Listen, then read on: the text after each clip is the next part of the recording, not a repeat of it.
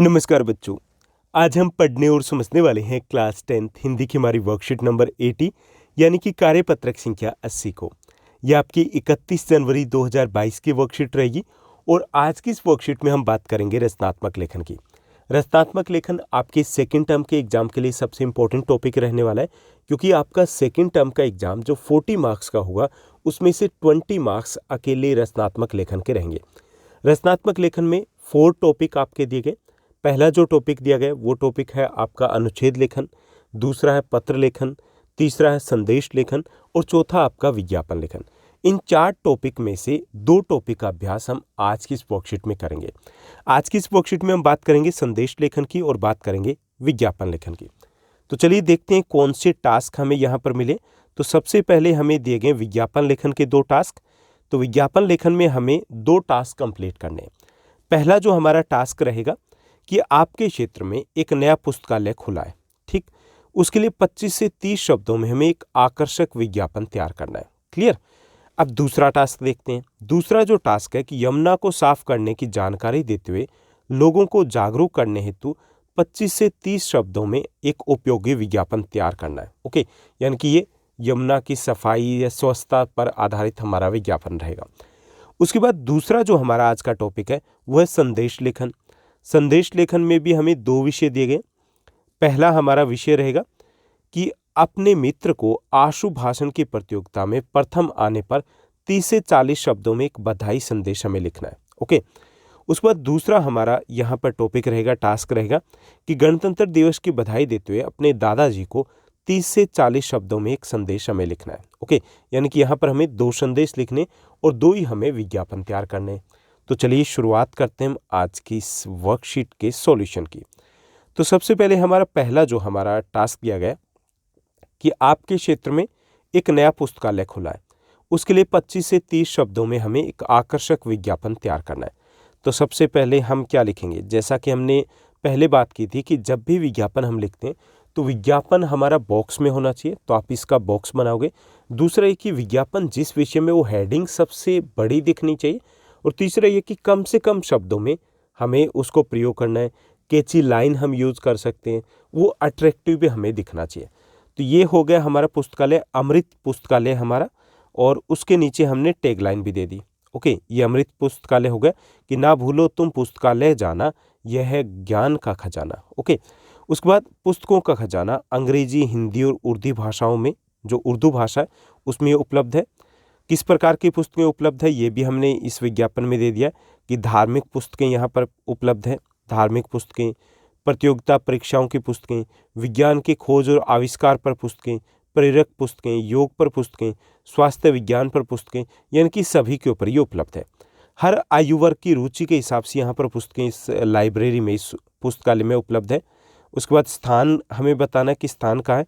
ये town hall में है, रोहिणी, दिल्ली में है, और इसकी ये वेबसाइट है www.amritlibrary.in। मेंबरशिप के लिए वेबसाइट में दिए गए नंबर पर अविलंब बिना देरी किए हुए संपर्क करें। तो ये हो गया हमारा पहला विज्ञापन।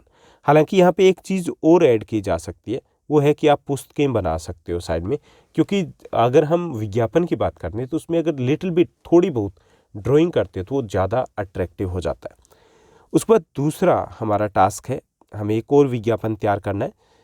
ये हमारा विषय दिया गया कि यमुना को साफ करने की जानकारी देते हुए लोगों को जागरूक करने हेतु 25 से 30 शब्दों में हमें एक उपयोगी विज्ञापन तैयार करना है।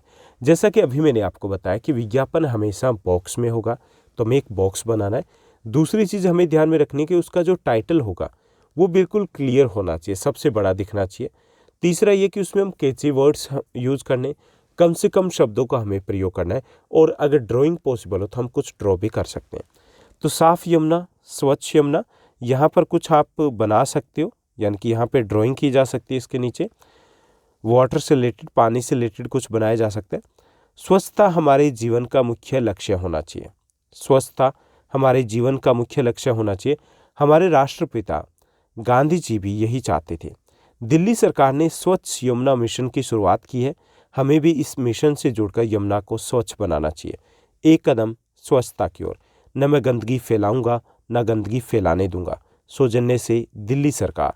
अधिक जानकारी के लिए संपर्क करें 1234567889। ओके, बस इतना ही होगा। बस एक ड्राइंग आपको ज़रूर बनानी है और इसको लिखना आपको बॉक्स में। तो ये हमारा दूसरा टास्क है, वो कंप्लीट हो गया। उसके बाद तीसरा, थर्ड जो हमें क्वेश्चन दिया गया, अपने मित्र को आशु भाषण प्रतियोगिता में प्रथम आने पर 30 से 40 शब्दों में एक बधाई संदेश लिखना है। एक चीज़ जो सबसे इंपॉर्टेंट रहेगी कि कई बार बच्चे ऐसा सोचते हैं कि 30 से 40 शब्द कहें तो हम इसको 60-70 तक ले जाएं, तो उसमें आपके मार्क्स कट जाएंगे। हमें शब्द सीमा है उसको ध्यान में रखना है। ओके, अब ये और चीज़ समझ लीजिए कि आशु भाषण क्या होता है। आशु भाषण का मतलब होता है ऑन द स्पॉट।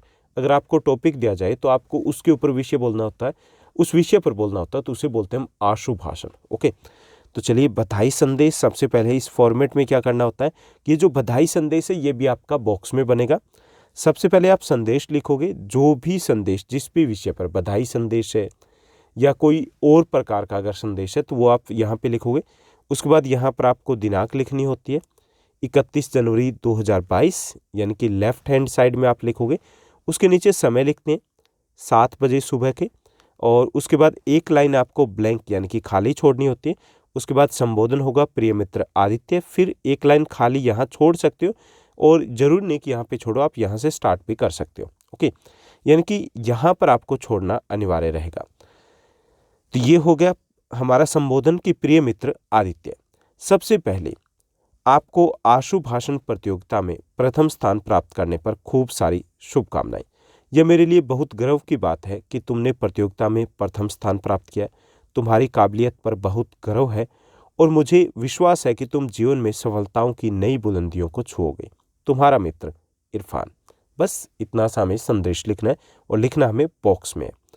उसके बाद चौथा हमारा प्रश्न रहेगा कि गणतंत्र दिवस की बधाई देते हुए अपने दादाजी को 30 से 40 शब्दों में एक संदेश हमें लिखना है। यहाँ पर आ जाएगा आपका टाइटल बधाई संदेश है ये। यहाँ पे दिनांक होगी 31 जनवरी 2022। यहाँ पे समय होगा प्रातः के 8 बजे हैं, और यहाँ पर एक लाइन आपको ब्लैंक यानी कि खाली छोड़नी है। उसके बाद आपका संबोधन रहेगा आदरणीय दादाजी, आपको गणतंत्र दिवस की हार्दिक शुभकामनाएं।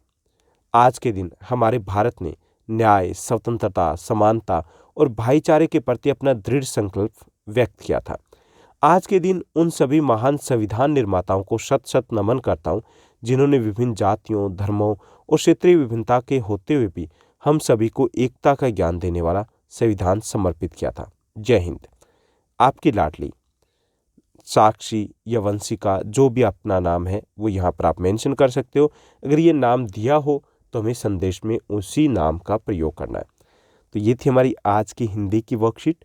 उम्मीद करता हूँ कि सब कुछ आपको अच्छे से समझ में आया होगा। अगर आपको ये वर्कशीट अच्छी लगी थी, इस वर्कशीट को लाइक और शेयर जरूर कीजिएगा। आज के लिए बस इतना ही। Thank you, bye bye, have a nice day.